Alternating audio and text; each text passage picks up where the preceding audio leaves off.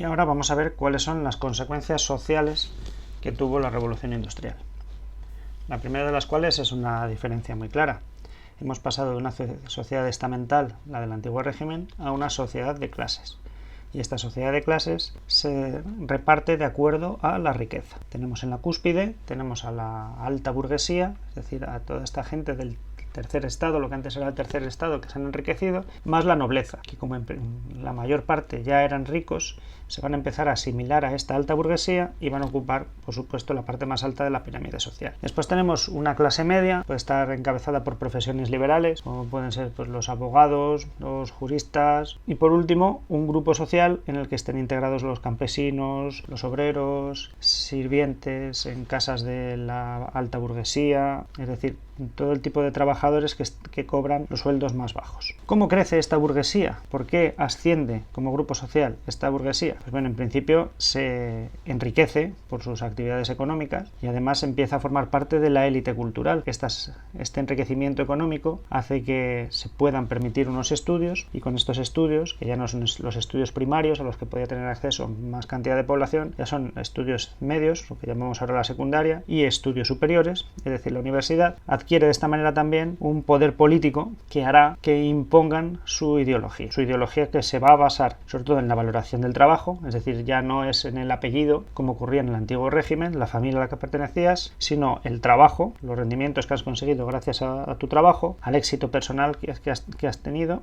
y a la propia educación. Así vamos a diferenciar entre una alta burguesía, es decir, una gran burguesía, que son los que más se han enriquecido mediante el comercio, mediante la industria, y que se van a encargar de asimilarse de alguna manera a la nobleza. Y una pequeña burguesía, es decir, lo que hoy en día podemos llamar la clase media, donde están los pequeños comerciantes, es decir, dueños de tiendas, o pequeños industriales con pequeñas empresas, funcionarios, abogados, médicos, farmacéuticos, etc. Esta burguesía va a ocupar unos barrios específicos de la ciudad, normalmente van a ocupar el centro de las ciudades, las zonas más importantes, más nobles, o en algunos casos en barrios residenciales, siempre alejados de las fábricas, es decir, de lugares que son más insalubres y por supuesto pues dotados con buenas infraestructuras, es decir, van a tener un alcantarillado correctamente establecido, un buen alumbrado público, distintos comercios, tiendas, cafés, etc. Y por otro lado vamos a encontrar a un nuevo grupo social que aunque sean iguales ante la ley, porque ahora sí que hay igualdad jurídica, no hay estamentos sociales, sí que van a estar en la pirámide más baja de la población en cuanto a riqueza. Son lo que llamamos el proletariado, es decir, ese proletariado son los obreros, son los campesinos, es decir, toda la sociedad cuya única riqueza es su prole, es decir, los hijos que van a tener, puesto que no tienen grandes propiedades, solo viven de su trabajo y viven de su trabajo mientras puedan trabajar. En el momento que ya no puedan trabajar, la única manera de vivir que tienen es que sus propios descendientes, sus familiares,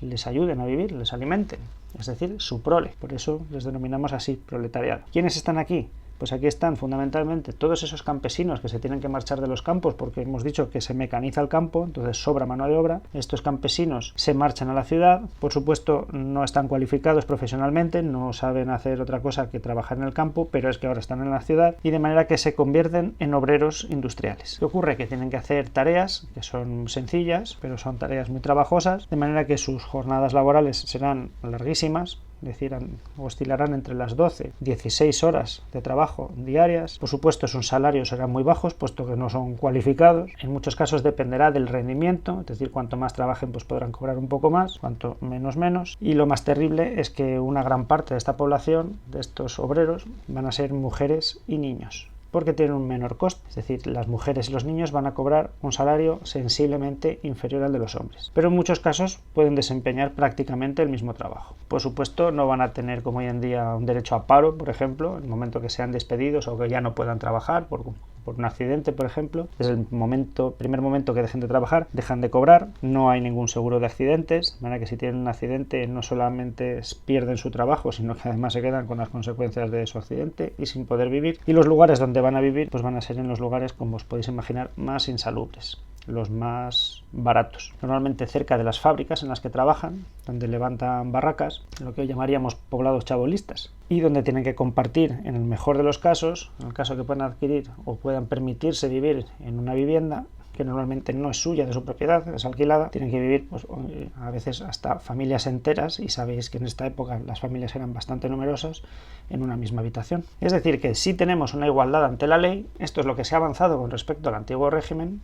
Tienen los mismos derechos y los mismos deberes tanto los ricos como los pobres. Sin embargo, sí que hay una gran desigualdad en cuanto a la riqueza. La mayor parte de la población tiene poca riqueza y hay una pequeña parte de la población, esta alta burguesía asimilada a la nobleza, que concentra la riqueza. Esto va a llevar a un crecimiento urbano, y como veis el crecimiento urbano es muy desigual en Europa, de manera paralela a lo desigual que es la industrialización. En grandes ciudades, como por ejemplo aquí en este ejemplo de Barcelona, este aumento de población, este crecimiento de las ciudades, obliga a incrementar también el tamaño de la ciudad, de manera que veis en azul la Barcelona histórica, la Barcelona antigua, y cómo hay que hacerla mucho más grande, y esta nueva ampliación ya se hace de manera más diseñada, más preparada. Es el famoso ensanche de Cerdá. En muchos casos las ciudades ni siquiera son capaces de absorber toda esta población que se marcha del campo, por esa alta natalidad que existe y esa tasa de mortalidad que está descendiendo, de manera que mucha gente, además de emigrar a las ciudades, directamente tienen que emigrar del país y marcharse.